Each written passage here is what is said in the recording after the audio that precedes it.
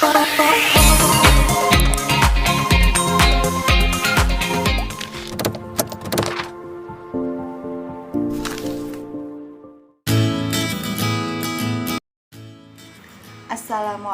warahmatullahi wabarakatuh. Alhamdulillah kita bisa bertemu kembali dalam pembelajaran Bahasa Indonesia pada hari ini. Sebelum pembelajaran kita mulai, alangkah lebih baiknya kita berdoa terlebih dahulu. Berdoa dimulai. Baiklah, terima kasih bagi kalian yang sudah berdoa. Semoga dengan berdoa pembelajaran pada hari ini bisa berjalan dengan lancar. Gitu ya. Anak-anakku yang Bu Wulan banggakan, pada kesempatan kali ini Bu Wulan ingin menjelaskan tentang menyimpulkan teks berita dan tentang memberikan tanggapan terhadap teks berita. Kita masih berada dalam satu tema ya, yaitu teks berita, karena memang kalau di K13 itu pembelajaran bahasa Indonesia itu sangat panjang. Jadi jangan bosan-bosan kalau nanti yang dibahas cuma itu aja, karena setiap bab itu ada tahapannya, gitu ya. Nah, yang pertama kita bahas adalah tentang menyimpulkan teks berita. Kemarin bulan sudah memberikan sedikit materinya ya. Untuk menyimpulkan sebuah berita itu mudah anak-anak. Jadi sebelumnya saya jelaskan dulu bahwa menyimpulkan dan meringkas itu adalah sesuatu hal yang berbeda, gitu ya. Kadang-kadang kan kalian itu menyamakan itu, beda ya. Jadi kalau menyimpulkan itu mengambil poin-poin pentingnya yang bisa diambil dari kita mencari dulu 5W1H atau adik Simba dari berita itu. Tetapi kalau meringkas itu menulis kembali sebuah berita, tetapi bentuknya lebih ringkas, lebih sedikit gitu. Jadi beda ya anak-anak ya. Merangkum, meringkas, terus menyimpulkan itu berbeda. Jadi merangkum, meringkas, lalu menyimpulkan itu berbeda ya. Kalau merangkum dan meringkas itu sama-sama menulis kembali, tapi dalam bentuk yang lebih singkat, diambil poin-poin penting aja kayak gitu. Jadi lebih singkat tapi harus semuanya ditulis kayak gitu.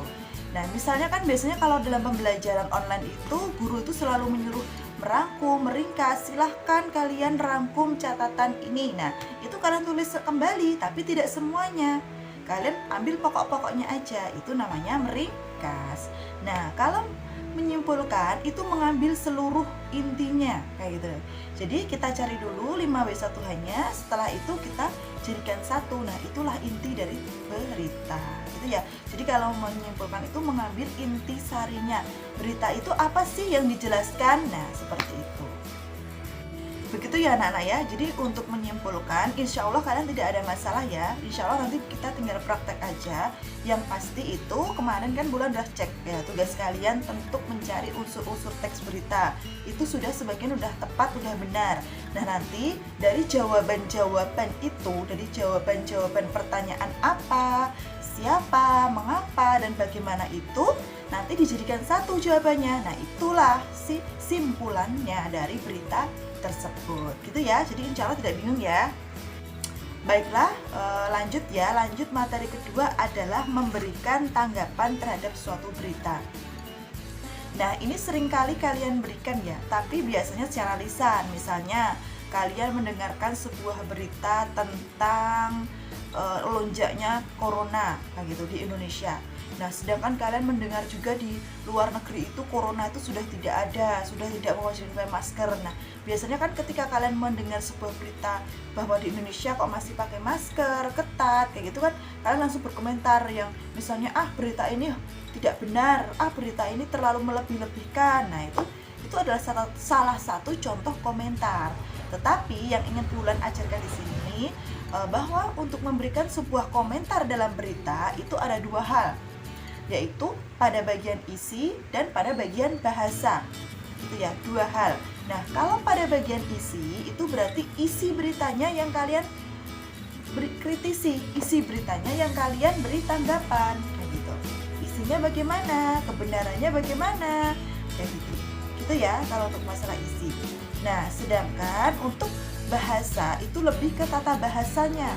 Bahasanya ini beritanya bahasanya kok berbelit-belit ya, jadi bingung. Ini bahasanya kurang jelas, ini bahasanya bagus banget, enak dibaca karena bahasanya ringan, seperti itu.